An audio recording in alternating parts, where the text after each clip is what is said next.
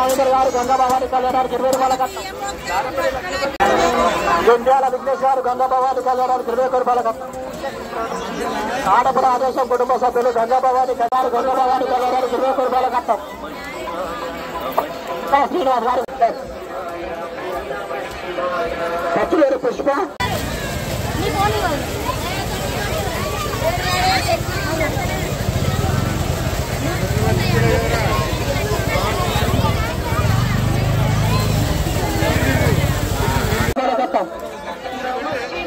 వెంకటేష్ నిహారిక అమ్మవారి పేరు ఎంబేరి రాజ్ కుమార్ సునీత కుటుంబ సభ్యులందరికీ గంగాభవాని కళ్యాణానికి 51.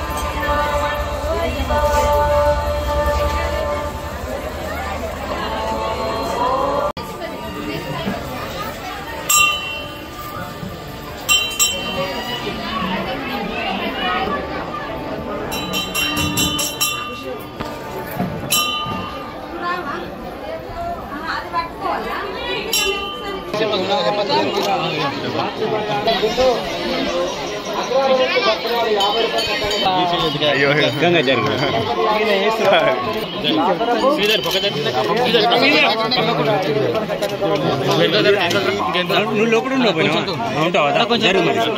నువ్వు జరిగే కొంచెం లోపల ఉండి లేకపోతే అన్న కొంచెం కెమెరా లెన్స్ వస్తుంది.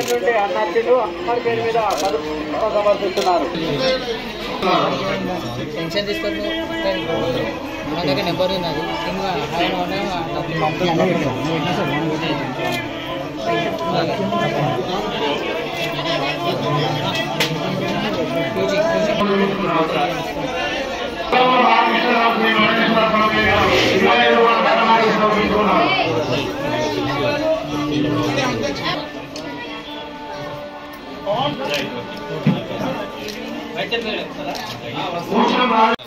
జాతర